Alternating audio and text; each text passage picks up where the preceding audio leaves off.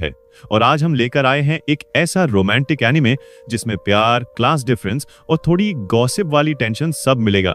नाम है the fragrant flower blooms with dignity. भाई नाम तो सुनने में पोएटिक लगता है, लेकिन इसके अंदर हाई स्कूल ड्रामा भी उतना ही पोएटिक है, बस थोड़ा ज्यादा स्पाइसी।